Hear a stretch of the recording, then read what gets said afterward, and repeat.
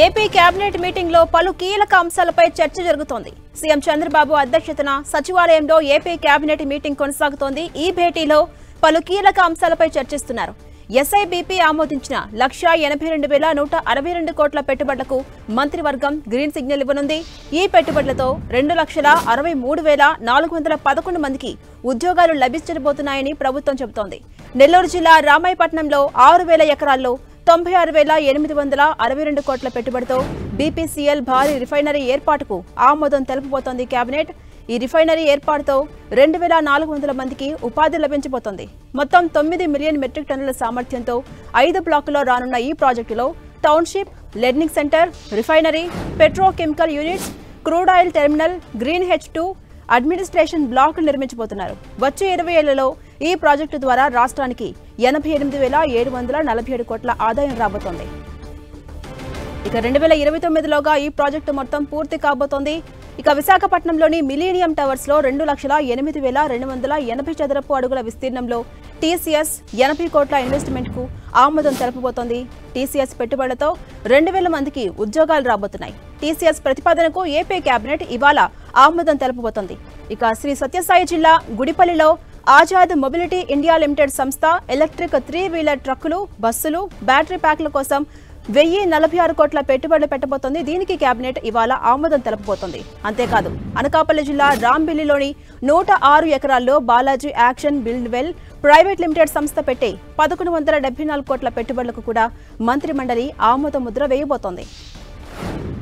ఇక ఏపీలో కూటమి సర్కారు 6 నెలల పాలన పూర్తి కావడంతో పారిశ్రామికంగా దూకుడు పెంచుతోంది. క్లీన్ ఎనర్జీలో పెట్టుబడులు పెట్టేందుకు రాష్ట్రానికి భారీ కంపెనీలు రాబోతున్నాయి. కొత్తగా 5 సంస్థలు క్లీన్ ఎనర్జీలో 83,000 కోట్ల పెట్టుబడులతో వివిధ ప్రాజెక్టులను ఏర్పాటు చేయబోతున్నాయి. వీటికి కేబినెట్ సమావేశంలో ఆమోదం తెలుపబోతున్నారు. దీంతో క్లీన్ ఎనర్జీ రంగంలోనే 2,50,000 మందికి ఉపాధి అవకాశాలు కలుగుతున్నాయి. ఇక కేబినెట్ మీటింగ్ కి సంబంధించి మరిన్ని అప్డేట్స్ మా ప్రతినిధి విజయ్ చంద్రన్ అందిస్తారు. విజయ్ చంద్రన్. ఏపీ కేబినెట్ సమావేశం కొనసాగుతుంది. ఈ సమావేశంలో ప్రధానంగా 14 అజెండాలతో కేబినెట్ సమావేశంలో చర్చించి నిర్ణయం తీసుకుంటున్నారు. ఇప్పటికే 10 దాకా ఈ అజెండాలో ఉన్నటువంటి అంశాలన్నింటినీ కూడా కేబినెట్ ఆమోదం తెలిపినట్లుగా మనకు సమాచారం అందుతా ఉంది.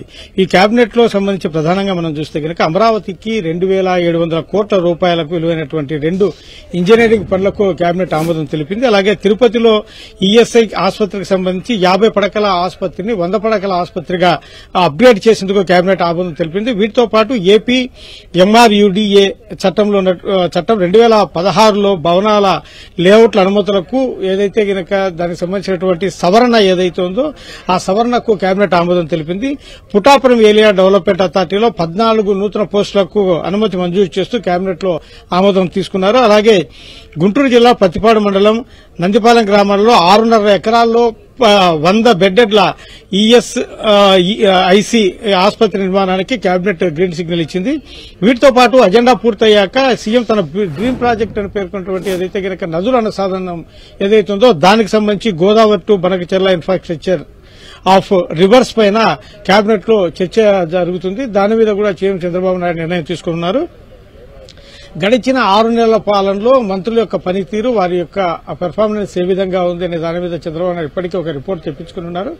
అంతేకాకుండా వాళ్ళు ఏమేమి చేశారనేటువంటి వాళ్ళు ఇచ్చేటువంటి రిపోర్టు వీటన్నిటి కూడా బేరుజు వేసి దానికి సంబంధించి ఎక్కడ లోటుపాట్లు ఉన్నాయి, ఎవరు ముందున్నారు, ఎవరు వెనకబడి ఉన్నారు, ఎక్కడెక్కడ అంశాల్లో ఫెయిల్ అయ్యారు అనే దాని మీద ఆయన వారితో డిస్కస్ చేసి ఎక్కడెక్కడ లోటుపాట్లు ఉన్నాయి వాటిని సరిదిద్దుకునేందుకు తగిన ఆదేశాలు వారికి ఇవ్వన్నారు.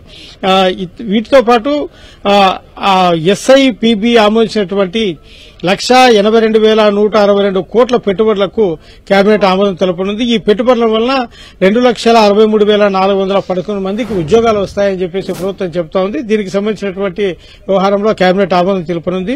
అలాగే నెల్లూరు జిల్లా రామాయపట్నంలో 6,000 ఎకరాల్లో 92,862 కోట్లతో